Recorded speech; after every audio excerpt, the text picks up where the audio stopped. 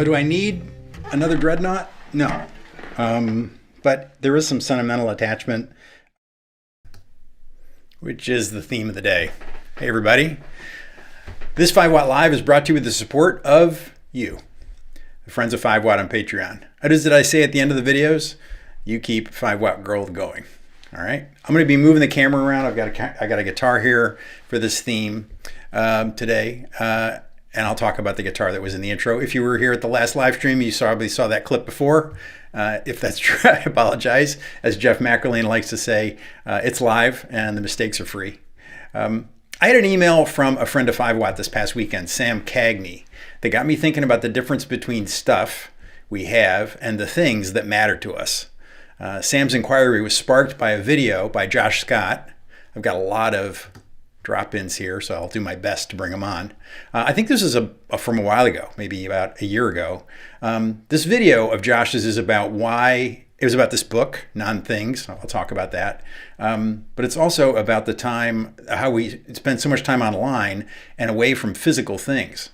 So in the essentialist or minimalist, whatever you prefer, most music from the least gear sort of mantra of the channel, I thought we could talk a little bit about which physical things we decide to have. Certainly includes the why and how they have meaning for us, how things become part of our lives as opposed to just stuff that's passing through. See, there I go using the term.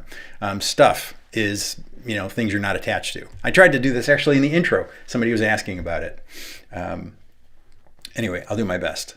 I often find myself enjoying one of my guitars and asking myself, is this guitar just stuff or is it becoming a thing for me? It seems like I'm 65 years old. It seems like a lot of what I think about is how long am I going to keep this stuff around and where should this stuff go? I don't mean to get all morbid, all mortality thoughts, etc., but it's a real thing. Anyway, so I thought I'd ask all of you to give me your examples of the things that take your stuff into being a thing and what kind of it is, what sort of attachment or how meaning gets attached to it. So I'll do my best to make it live with my examples, but more so I'll try to make it live with your examples, if that's cool. See the description for the online store. There you go. I think I've apologized in the past. Last year, I changed stores right around the holidays, and this is the new store, and I'm really happy with the way they're delivering. If you had issues in the past, let me know. As I said before, I think we're done with the old store, but the new one is there. Also, for the friends of 5 Watt on Patreon that I already mentioned, if you want to stay in closer touch with me, if you've been thinking about starting or improving a YouTube channel, think about buying my YouTube Mastery for Musicians course that I have there. And 5 Watt World Barber Electronics overdrive pedals, I was talking to David earlier today about this very subject, are available on Reverb and directly from David. All the links are in the description. You saw our good friend Bebe dropping links into the beginning of the chat, though he must be doing that from his phone somewhere because he's Bebe and I'm not, and he's better at this stuff than I am. He's the man, but he's not with us. He's out traveling for work. And in Bebe's case, that could mean just over to France from Switzerland, or it could be in Korea. He's doing producing all over the world, so I love it. Bebe's the best. I like to say he's the moderator to the stars and to me. Remember, if you have a comment or a question, put it in the chat with question marks in front of it and a space.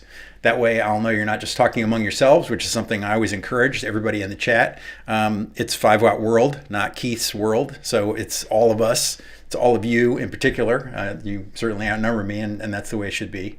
Let's see. The music in the intro, of course, is me playing some acoustic from the State of the Collection live stream last week, 2 weeks ago. The guitar in the intro is certainly among my things. I'll make it clear right now. That guitar, I said it there, that I had some sentimental attachment. I bought that guitar on a trip to Spain with my now wife, then girlfriend, and I proposed on that trip when I had that guitar. And I bought the guitar from an amazing guitar store, a little guitar store with an amazing collection of stuff called Fanatic Guitars right there in Barcelona. I'm mispronouncing it for all of us Americans. Sorry about the static in the clip. I think that was a bandwidth issue. If you have an issue with that kind of stuff, definitely say it in the chat. There are a couple of things, settings I can tweak. So I see a lot of the regulars here in the chat. Our good friend Nick Granville from New Zealand is awake in the middle of the night. Nick, this is probably not the healthiest thing you can do. Although they say if you wake up in the night, it's good to take a break and then go back to sleep. He says, for me, guitar and all gear is tools for the job. I love it, but still. Well, we'll see if you can come back and talk about what of your stuff is things, or maybe you've pared your stuff down to only having things. Like I said, we're gonna do some definitions. Some people are loading in their things here already. You're anticipating me. I want to have folks load in by category. We're going to do these in categories. Which of the gear that you have become things and why? And I'm going to give a specific example. He's here actually. Chris Welton is here. Gig with Vintage is here, and he's actually. I asked him if I could use him as an example, and so he's got an example here. So S0BOR third having a bad week. A couple of first minutes made a huge difference. I am glad that we are here for each other. All right. Okay. As I said, Sam Cagney was asking me about a book. I guess I had mentioned this book. Went to Paris last January. So over a year ago. And so the year before, I read a lot of books about Paris again and worked on my French, which I now haven't done for like a year, and I need to. And he asked me where this idea came from. And I had mentioned it in a live stream. Like I said, I'm not sure which one. It came from Adam Gopnik's book, one of his many books. He's a New York Times writer. This book was called Paris to the Moon. It's a great book about Paris in the mid-90s, so it's a little dated now. Although I've never lived in Paris, it's not like I know the difference. But Gopnik's book, he lived there for 5 years. He moved there in 1995 when with his wife and their infant son. They were there 5 years. I think that is his son, although I can't tell you where. Those of you more cosmopolitan and worldly than I maybe can tell me where in Paris that is. But they moved from a small apartment in New York to a smaller apartment in Paris. And they had tough conversations about what to keep and what to take and what to put in storage and what to purge. And it's in this process that Gopnik wrestles with ways to describe the difference between items that are just around them and items that have so much meaning that they can't imagine moving to another continent without them. What are things with meaning versus what is just stuff that's in their life? Let me get back here. Gopnik says that the majority of items around us are just stuff, but our things are the ones that have meaning, items that become ours, our things. We're not attached to our stuff, but we have attachment to our things. And while I'm talking about Gopnik during his time in Paris, he decided, this was interesting, he decided that the French define themselves by what they do for a living. He talks about how we often as Americans find wait staff in France to seem snooty or unattentive. There's a lot of cultural reasons for that I understand better from reading Gopnik's book. But one of the reasons is that you can make a very good living as a waiter. It's a livable wage, kind of a job in France, where it's really not in the United States. Here it's a kind of a minimum wage job, where you're living on tips. And they're not living on tips in France. They have a livable wage there. And he says that he thinks that the French define themselves by what they do for a living, their position in society. And that the French believe, and I look at myself all the time, he said that he thinks the French believe that Americans define themselves by what they own. And certainly this topic is on point for that, because if we think about what's here on purpose and what it is that we're attached to and why, we're somewhat defining our identity by what it is we own. So I just think it's another interesting piece from that book. What did I do? I messed with my own view. I apologize. I got too many moving parts here. I know there's no producer here. I am doing all those parts, so I apologize. So if we do define ourselves by partially, at least, by what we own, it's really important that we know the difference between our stuff and our things. I don't know if you think that's true. Put it in the comments. I will try to take more breaks for the comments today than I do sometimes. And if I run out of time, I'll just run a little over. So Josh Scott does a good job, I think, in that video describing for himself when he's talking about he has a pedal museum. It kind of evolved out of his collection, but now he has a museum at his factory, at his headquarters. I have a clip from that video I wanted to run.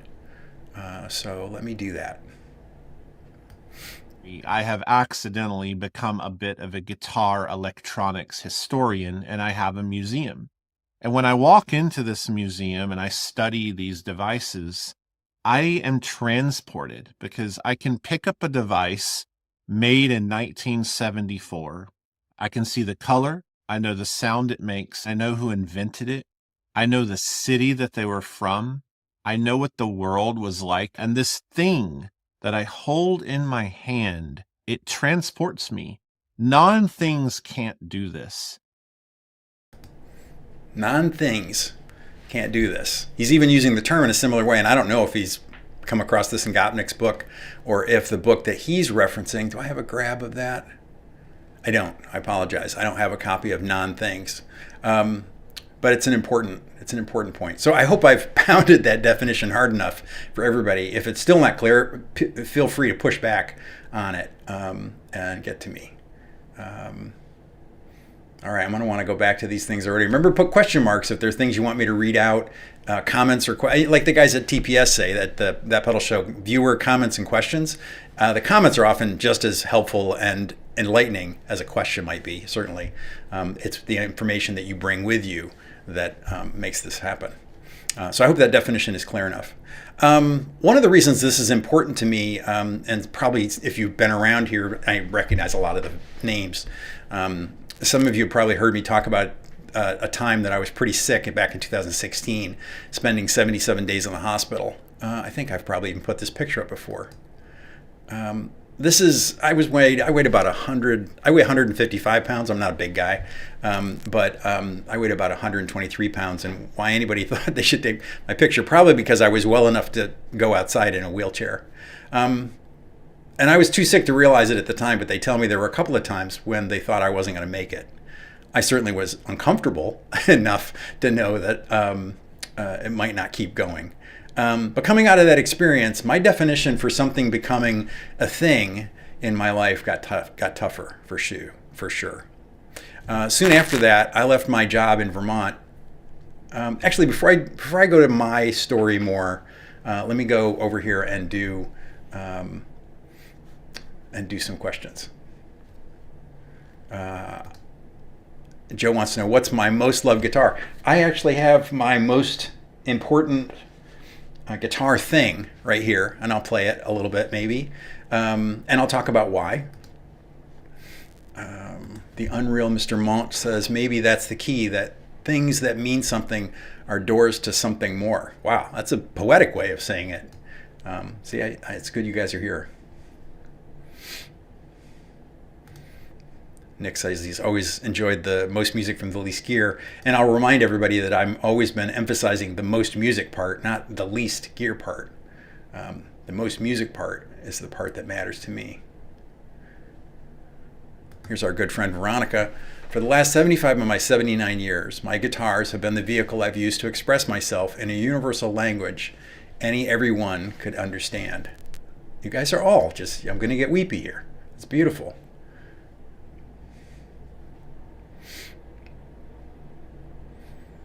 Remember, questions in front will signal that you want me to address the question.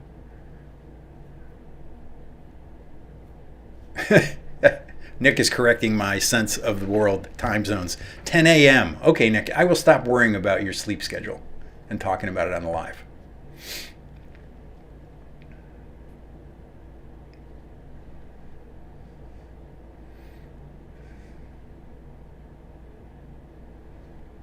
The real Mr. Mont jumped in early with, I build from kits. Guitars I built from kits that I lacquered and my daughter painted images on. Those are close to my heart. That's a great example. And I'll go back to my story here.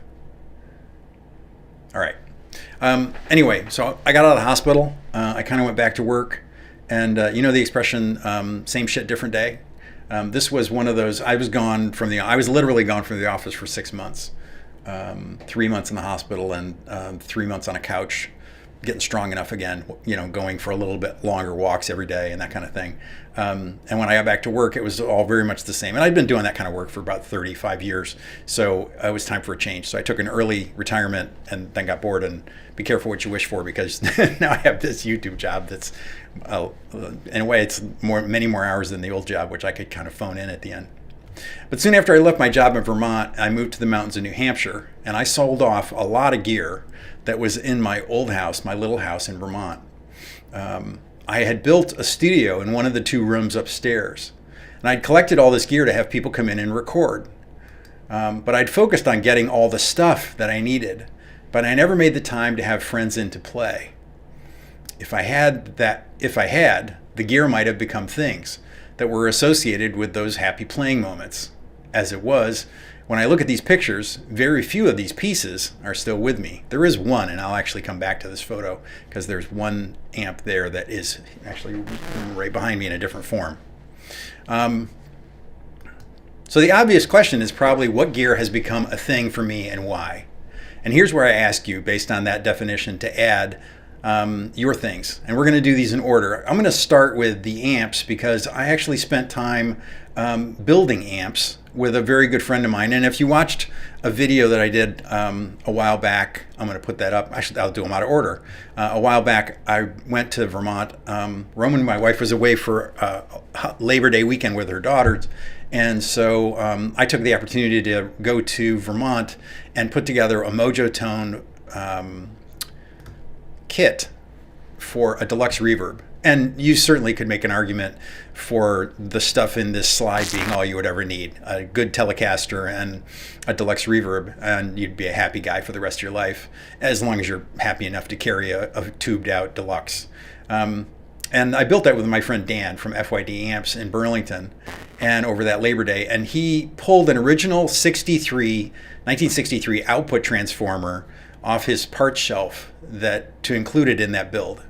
And it is a part he'd been saving for most of the time I'd known him, which had been the better part of 20 years. And he put it in, and anybody who's built any kind of amps or knows about those kinds of things,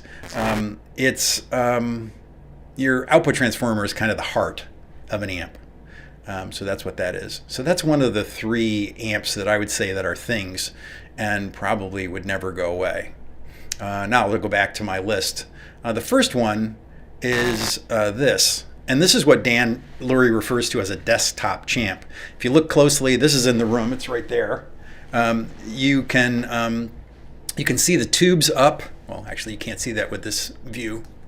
It's right there with the tubes up in the background, but you can get a better picture of it here. It's got the tubes. It's a champ. This is a black panel champ with a treble middle bass tone circuit added and a tweed control, which is another thing I could spend a whole show talking and playing this, because there's a world, 5-watt world. I could argue that that's all any of us would ever need, except the problem is companies made these as student amps, and they really were never designed to be your begin and be all end all. So that was an amp that I built. Did I put a gut shot? Oh, I didn't. The inside of this amp is very pretty. Although if Lyle is here from Psionic Audio, he might beg to differ based on the next amp. And that amp is, it's right to my right. And it's also in this picture in the back corner there, you see that there's a head and a cab.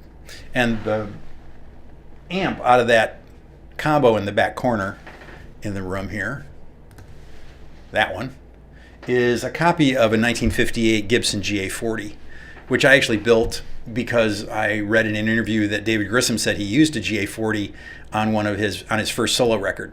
And I thought he had used it a lot on the record, and the tones on the record are incredible. And then when I had him on the show for the first time, and David's a great guest, I asked him about it, and he goes, I used that on one tune for a baritone part. And the rest of it was like a 68 plexi, through an original plexi cab. So anyway, it's a great amp. It's kind of a color amp, specialty kind of thing.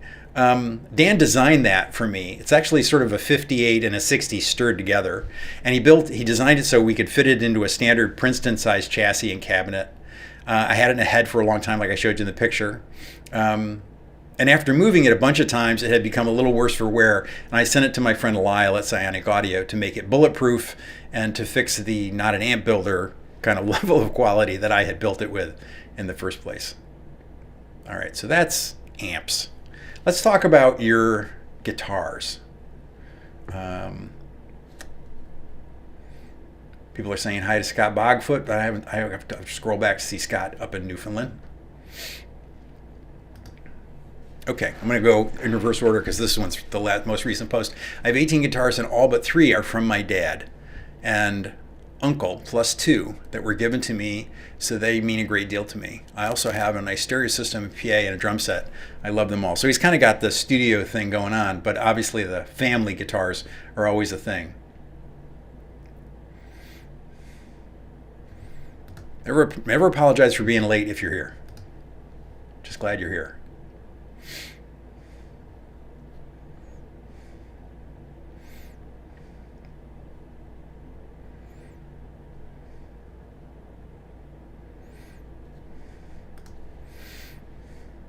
Frank Zucco says 67009. This past weekend, I acquired the ultimate thing. I was reunited with my father's 1958 L4C, 40 plus years after he sold it.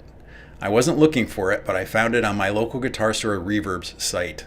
Wow, that is amazing. I actually have, it's in the can. I'm going to save it for when I go on vacation. I just did a short history of the Gibson ES 175. And an L4C is an L4 is basically a 175 shaped guitar, but solid woods with a solid spruce top. That's really cool. Oh, the other thing about that Champ is the guys at that pedal show on their live this week were saying that they'd had Bill Frisell for an interview. And when Dan and I built that amp, it was at his house for testing. And Bill Frisell's wife was in town. She's a painter, and she had a summer residency in Johnson at the university there. And Bill Frisell had heard about Dan's guitar works and amps through a friend of a friend, and he brought him over to see the amps. I'm a much bigger Bill Frisell fan probably than Dan. Dan is much more of a rock blues guy than I'm that sort of jazz crossover thing.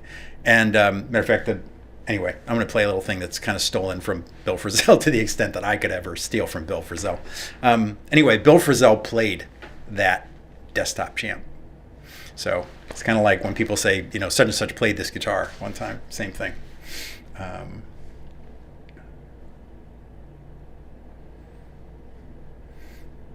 Joe C says, it seems that when you have a thing, that whenever you buy something new and are excited about it, the honeymoon seems to end and you're back to your thing. It feels good though.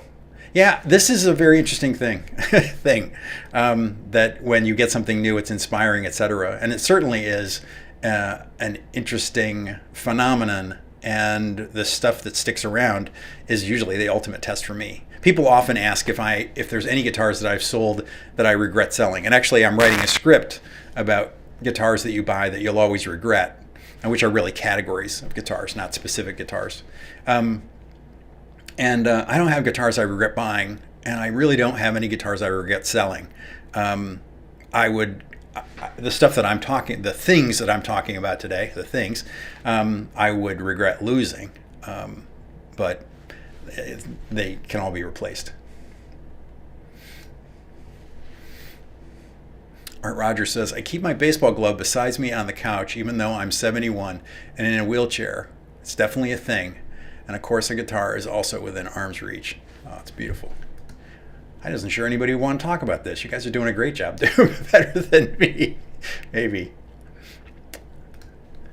Chris Vandenboss says, I think the guitars my mom got me. Then there's a few that have become my workhorses that I couldn't part with. Beyond that, I guess it's just stuff.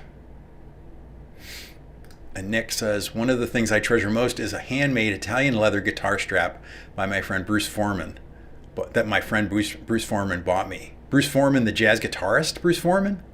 So I guess it's a connection that makes stuff into things that matter. It is a connection that turns stuff into things.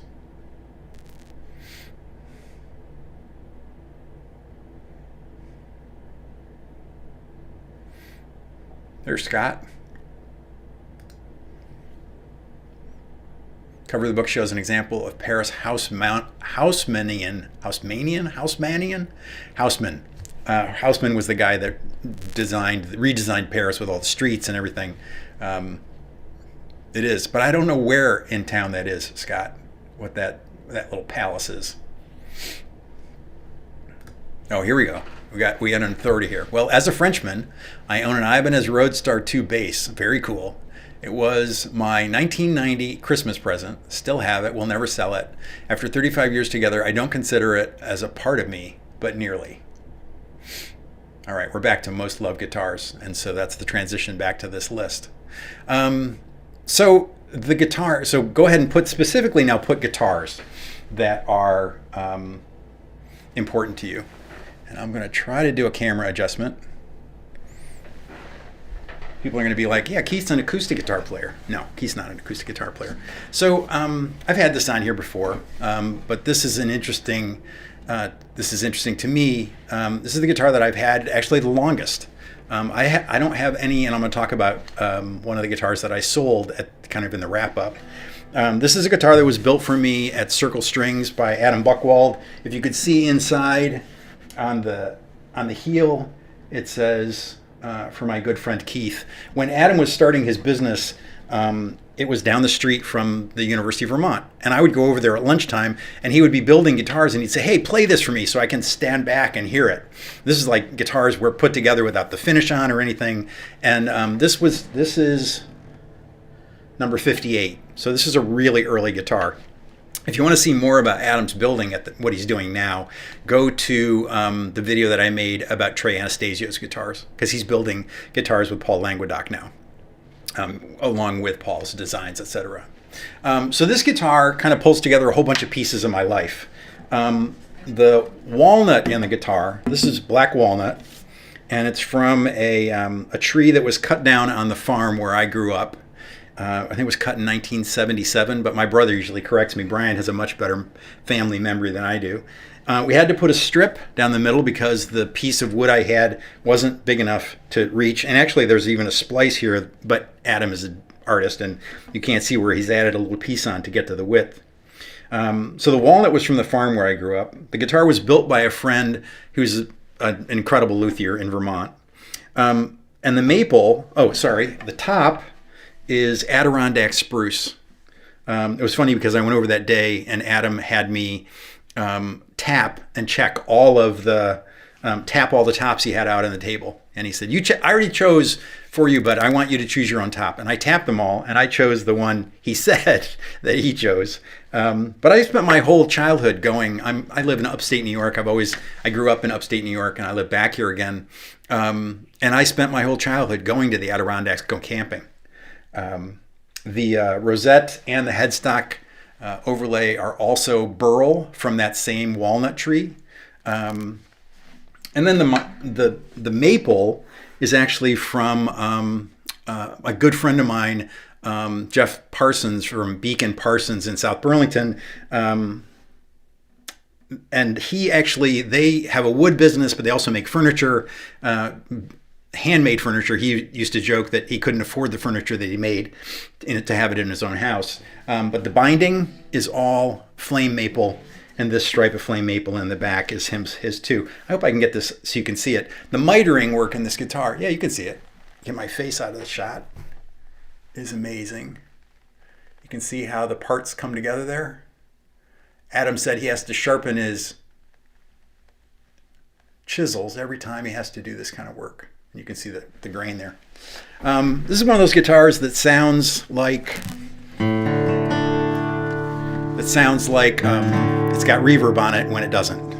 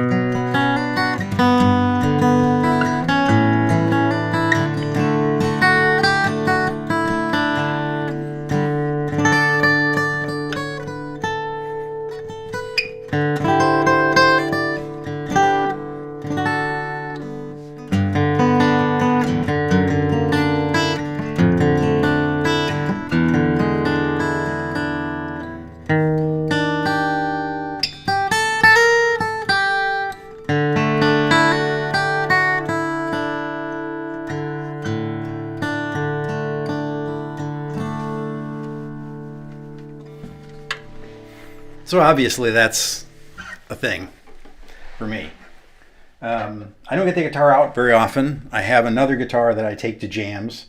When I have the jam hosted at the house here, I play that guitar. Anyway, that's probably the number one, and that's probably the only guitar that would really pain me to lose. Everything else is probably more on the edge of things, though I'm going to talk about it. Remember to go ahead and put your things, your guitars that are things in the chat, so I can come back to those. I've just got two more guitars that I'm going to talk about. I have these here. You've heard me talk about these PRS Miras from, this is a Mira X guitar. I think this is a prototype. It doesn't say Mira X on the headstock, but it is a Mira X by way of appointments. And I think it is O-Pee-Chee, but it might have a mahogany neck, might have an O-Pee-Chee neck. But that's interestingly, though I like a smaller company, and I like to be, I like the people. I've never met Paul, but I like how he's always moving it forward. It is a little frustrating to me that he's always changing the neck and not really changing the name. That's a pattern neck from 2009, which is different than the pattern neck today by ever so slightly. The thing that attaches this to me actually is that these pickups were built by someone who I became friends with, a guy named Ron Ellis. And like Paul, Ron Ellis, Ron actually is a rocket scientist, as the old joke goes. You know, he's not a rocket scientist, he was a rocket scientist.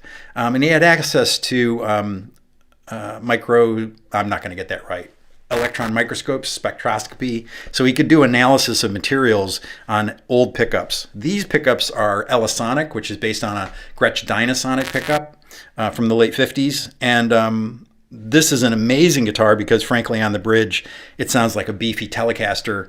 And on the neck with the tone rolled off, it sounds like the best P90 meets Charlie Christian kind of, because these are big single coil pickups. So that's one of the guitars that I'm rather is a thing.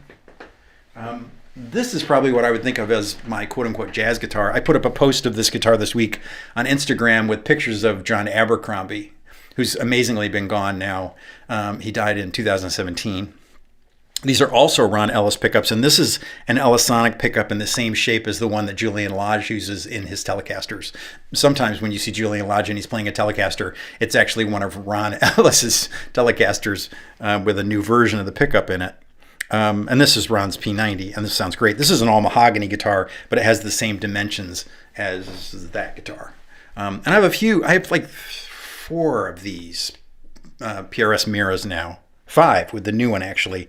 And like I said, I love the kind of mechanics of this, and I'm a player that's probably at the level of being able to play the same ones all the time helps me on the instrument. But I love that these pickups were made by a person that I He's about my age. And we have a lot of kind of musical past in common. We even, I think, were at some of the same concerts back in the day in Rochester, and which is kind of amazing since he's from California.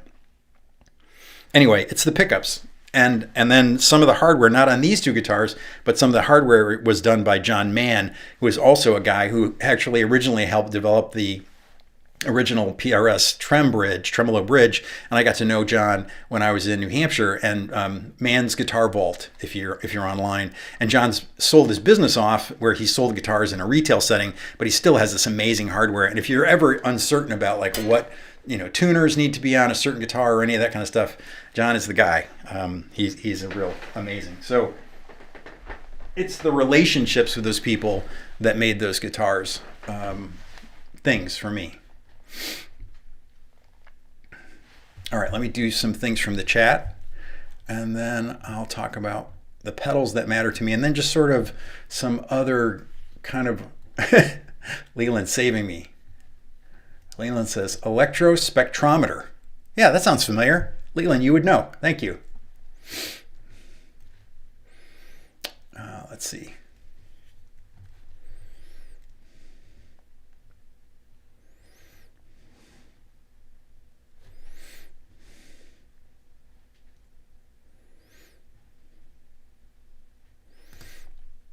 Rob, I actually started a script one time when I was paring down my guitar collection, and it was something to the effect of minimalist. Am I a minimalist, or am I a collector denier, or something like that? Basically, the punchline came from the fact that I was walking by my Eric Johnson Strat, which had this amazing flame neck on it, was from the first year of the guitars, and I just thought it was just an incredibly beautiful thing. And I've never even been a Strat guy to speak of. So, hey, Blue is here. Thanks, Blue. Thank you for the top chat. Stuff becomes things and vice versa for me. There you go.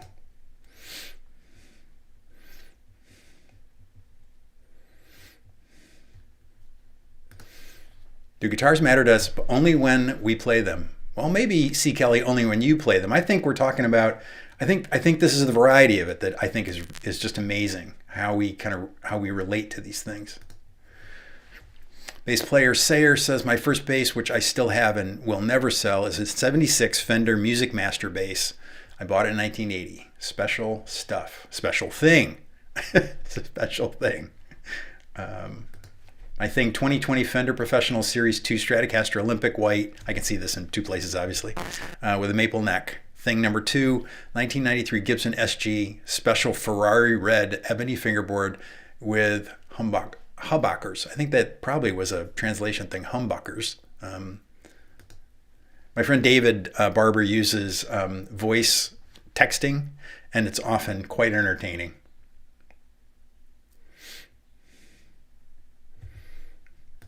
Thanks for being here, Rob. Thanks, Sonny. So I was trying to play Shenandoah in the way it's on a Frizzell record, and then a little piece of Going Ahead by Pat Metheny. Particularly that Up the Neck stuff is stolen from the Going Ahead. I have the big fat Pat Metheny book.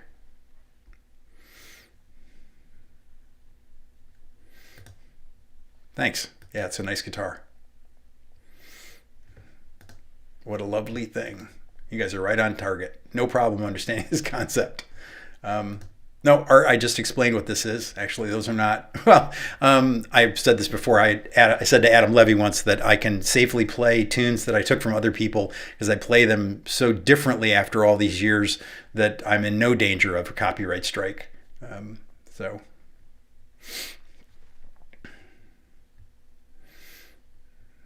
Oh, you guys are too kind.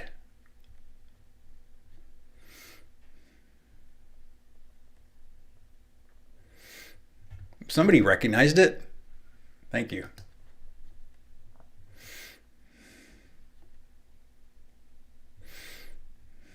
Victor with a story.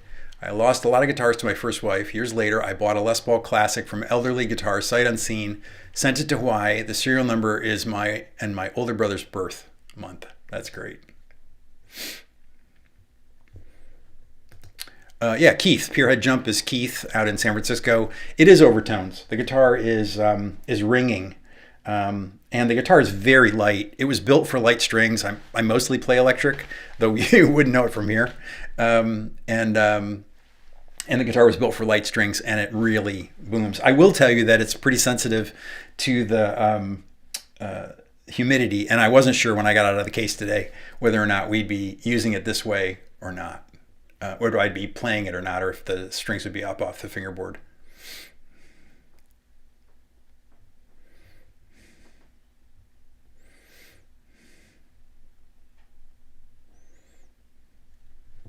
I'm going to come back to this, Tad. Tad says, the only thing that really matters is people. Everything else is how and whether we do that. Guitars hold a special place in that arrangement, and that people respond to music like few things can. That's great. First guitar paid with my own money from the late 70s, Alvarez Yari 12-string. Never play it, just can't sell it. Le Wolf. My Gretsch 6120 DSW is not stuff, but the rest perhaps. But they are all loved and loved on, and gather no more than 3/4 of an inch of dust at any given one time.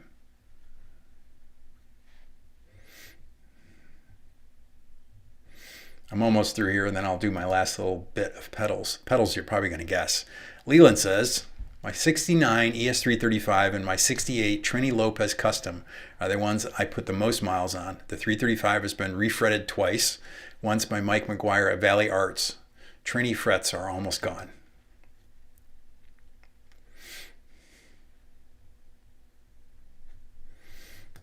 Santomoso says PRS CE22, Ibanez Nylon, 2 guitars by the same luthier in my town in Argentina, 1 acoustic made to play NST tuning, and 1 jazz guitar, similar to a Benedetto, Manhattan. Wow, that's nice. Those are nice things. Yeah, Nick has one of these old PRS. It's really a CE22 with 3 P90s. They did them both ways, and then in 2010 they did a batch with David Grissom shaped necks. I owned one, so I understand that it's a special guitar.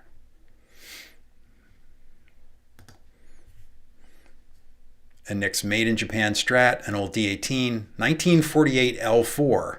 Wow, I don't think I've ever seen you play that on your channel, Nick. You need to get that out for me.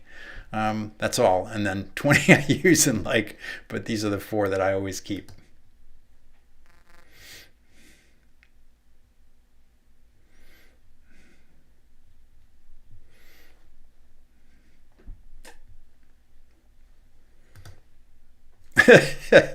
As a Frenchman, I don't know where this building is in Paris. Maybe it's not Paris. Maybe it's out in Montpellier, someplace like that. And bass player Sayer says, I have my first bass guitar. Bought it in 1980 for $100. Means a lot. We'll never sell it. All right. Oh, Paul. Leland Ewing. Leonard Ewing. Paul is an expert in guitar pedals and pedal design. My go-to is a reissue Silvertone 1449. Only 300 were made. None were for expert only. The US swapped the 2 lipstick tubes for a 64 Strat and a PAF. I'll write late at night with it not plugged in. Okay, then you guys talking to each other. All right, let's do pedals. I think this is an interesting one because I think they are less personal than guitars or amps, for that matter, since the sound comes out of the amp. I think it's easy to be attached to an amp. The amp that I'm using right now is a Princeton that was built for me by Mojotone. They build out their kits, and you can get them online. They have them up on Reverb, actually. And you can, I didn't know this, they did it for me in a Tolex, white Tolex, and silver grill cloth, like they did some cabs for Kenny Wayne Shepherd. I saw Kenny Wayne Shepherd at the Hendrix Experience Tour. I was really surprised. And they told me that to have a custom Tolex, they only charge $50 for that. So you can get them in any color you want, like that. You probably can't tell. That's bright purple. Well, sorry, maybe a medium purple, then with salt and pepper grill cloth. That's kind of like a custom Marshall kitted out Princeton cab. You can see I'm a child of the 70s. Anyway. All right, so those are the guitars. So let's put any pedals that you are really attached to. Yeah, some people are starting to do that. Good. So the pedals I've been able to design with David Barber are certainly things for me. I've been really lucky to know David and have the chance to give him input from my 50 years of guitar playing to distill in it these 4 pedals that we've done together. Without making it too much like an advertisement, I'm just going to rip through them and talk about where they came from and where the connections were. The first one is the 5-watt World Burn Unit Super Sport. Was the first and was designed to capture the sound of Clapton's Marshall combo used on the Beano album, and the sound of Robin Ford's Dumble on Talk to Your Daughter, all in one pedal. This actually grew out of work that David did a ton of the research on the video that we made about the Beano album with Eric Clapton, A Short History. That video still gets views every month, and I'm glad that it does, because I think it was one of the most satisfying videos that I made early in the channel because of working with David and working with Jeff McErlane, who did all the playing on the record. The next one came, which was the Plus, came out of my desire to have a boost that would work particularly well with the bus. My general thinking is that, if you look at people like Robin Ford, they have their favorite flavor of overdrive, but they almost always also have a boost either before or after on the board. So I was kind of looking for that. And David had this pedal that he had done a long time ago that had a lot of EQ possibilities in it too. So we built this thing called the Plus, and it's a boost designed to work particularly well with the bus, as I said, but it also has those 2 switches at the top that give you filters for bass and treble EQing. So, I end up using it a lot when I pick up a different guitar to sort of dial it in. And I'm probably as guilty as the next guy or gal, where they basically take a different guitar and you make it sound the same as the one that was in your lap a minute ago. I try not to do that. But the Plus also has an overdrive voice that is slightly less, David always says, slightly less polite than the Burn Unit. The Burn Unit is smoother in either mode. And you can hear John Cordy using a Burn Unit a lot on his channel because that's one of his favorite drive pedals. The next one was because I had David Grissom back on when he launched his 15-watt version of his DGT amplifier. When David is on the road for a backline, he actually doesn't request a Marshall. He requests an AC30. And I'd say his tones always have sounded like a driven AC30 sort of stirred together with a Marshall. So I asked David to try to get some of that into the bus.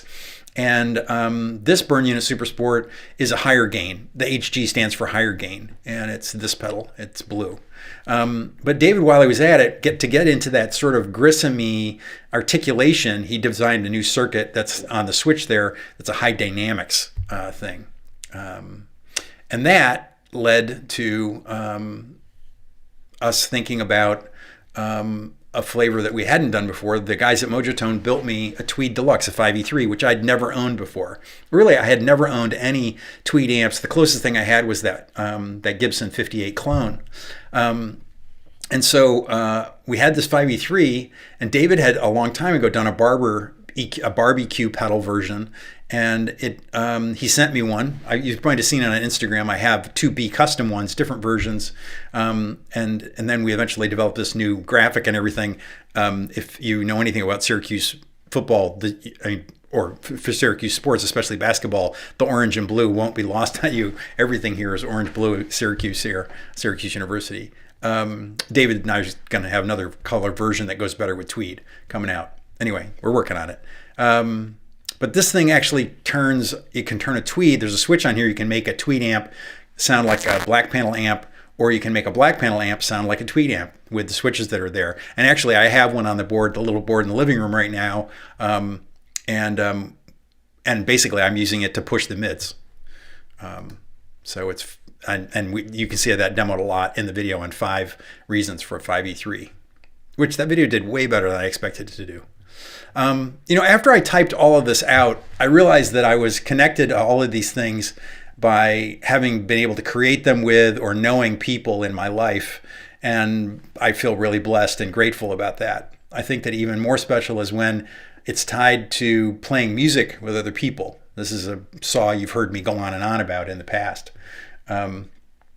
So when the physical thing connects you to those playing experiences. And that's certainly one of the areas where this takes place. one of the things I hear from all of you is that this guitar or bass is special because you played it on thousands of gigs. And the first one that I think of when I hear that story is this guy, Chris Welton, that goes by Gig with Vintage, because he does gig with vintage gear. And this is Chris playing his 1978 2550 Les Paul Supreme anniversary. He bought this guitar. This is not in my notes. I'm remembering from the text exchange we had yesterday. He bought it in 2010. And then actually playing this guitar, someone saw him playing it and actually connected with him about that his brother had passed and had one of these. It was in pretty bad shape, but Chris ended up buying it from the guy. So he said he wanted it to go to somebody who would play it. And Chris ended up buying it and having it renovated, and he actually plays that on gigs too. It's a Norland era guitar, of course, from 1978. And it is an overweight beast of a guitar, I'm sure. It's, as Chris said to me, it's a wide strap only kind of situation. There's another picture of Chris with that guitar. It's a great picture. I told him he's got to get more of those Western shirts. He still gigs it. And I always think when I see them playing this guitar, that he must be in better shape than I am. So then let me do some of the comments here. I'm looking at the time on the pedals. Let me go back to the pedals that people like best. Sonny says, Barb EQ sounds saucy. Yeah, that was on purpose when David named it originally. We actually sold the last one from the recent batch today, and David is waiting literally for the new enclosures to show up any day for both colors of the new ones. He was going to call. I talked to David around noontime today, and he was going to call and try to get enclosures. They go up on Reverb, and you can get them directly from David. So you can reach out directly to David by email from his website to get those. I'm going to do these in reverse order.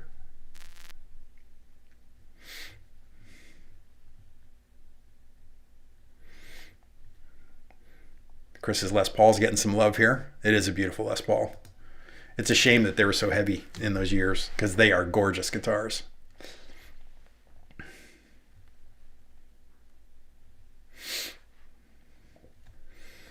Brent Adams says, ambient guitar playing has brought more and different delays into my pedal collection. Not a lot, just enough to keep me inspired. Leland says his Norland era 75 Deluxe is 11 pounds. If I ever sell my my Les Paul Deluxe from 2007, Leland, I'll let you know because it weighs 8 pounds and 2 ounces. Let's see what other pedals people love here.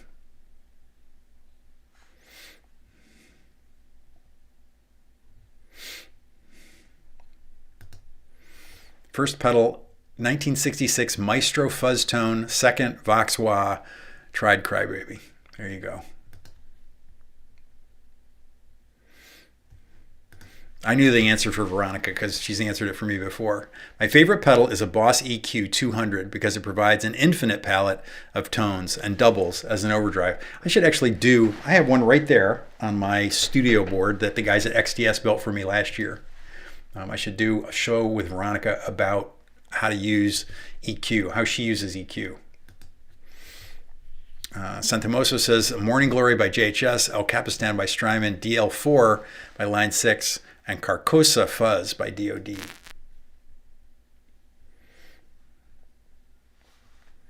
Wow. I'm a no pedal guy but use a Fender Marine Reverb. I don't know that naming. I assume it just means an external tank with the Bassman and a Champ. Boy, if you have a Champ and a Bassman, you pretty much have any gig you ever could imagine in the Bassman and Champ. You have more than enough for at home.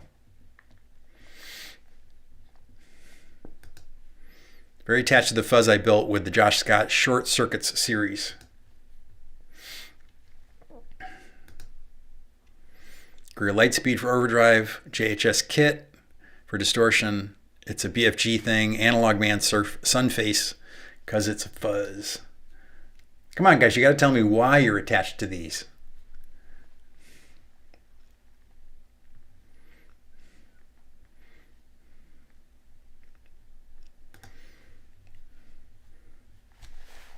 I got to figure out how to say this. Sabor 3D, zero attachment to pedals, all stuff, all replaceable. Guess I haven't found the one yet. or the one that's you're going to play all those gigs with.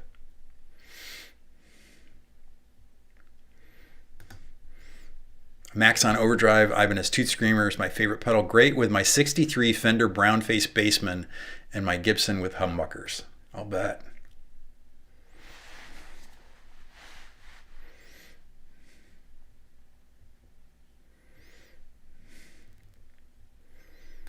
I flip most of the pedal board, Martin Gem says, I flip most of the pedal board except my Benson Germanium Boost. Can't live without it. That's what I'm talking about. What is the thing that you are attached to? Because it is part of the sound. Chris Vanderboss says, probably my King of Tone. Anything I had to wait a year for leans more towards being a thing.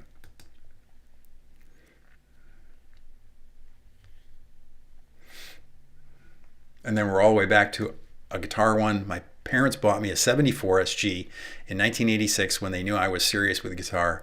Can't sell that. It holds memories.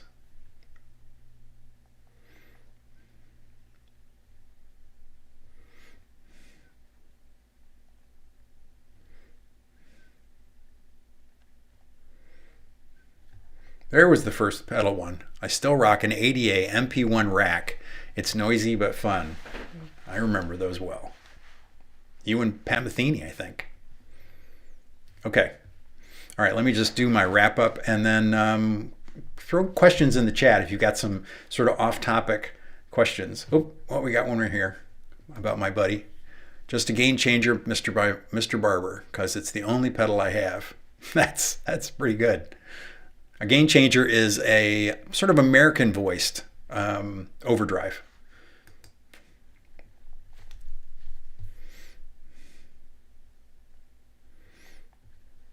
Okay.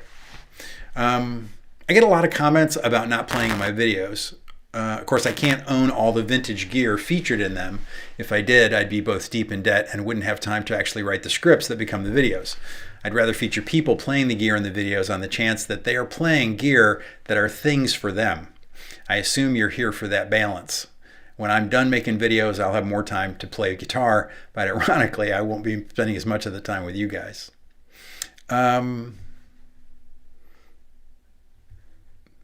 I would say one of the things I wanted to mention is less stuff improves the chances that they might become things.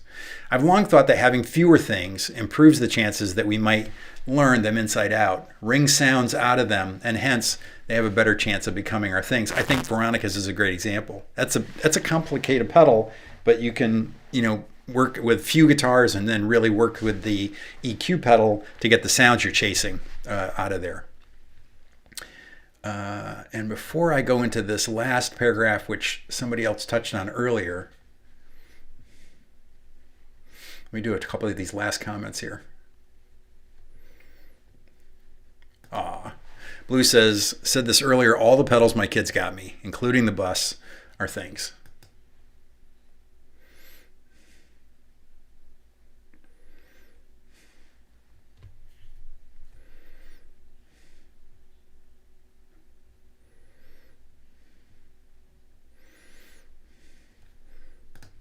Our Frenchman says, this stream makes me realize no amps or pedals are things for me. Some are part of my sound, but there's no human story behind any of them.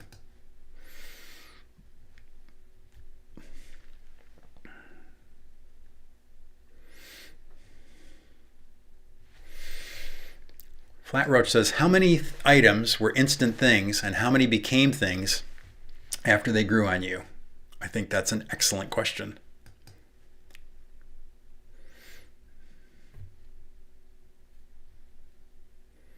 All right, I think we can wrap it up now since we're over time. In that big purge when I left Vermont, I sold my first guitar, the first guitar I ever owned, to a friend in New Hampshire. I'd bought it when I was 14. It was a little antique acoustic parlor guitar, and my friend Chris, who was working on my guitars at the time, wanted the perfect couch acoustic. He wanted to so he could play songs for his wife while they were sitting around in the evening. I remember that my father really wanted me to buy it back in 1974. And of course, I wanted an electric. And in the end, we each put in half. I think it was $80 a piece. And when I was in college, I bought a nice case for it, but it never really did leave the case. I don't even have a picture of it.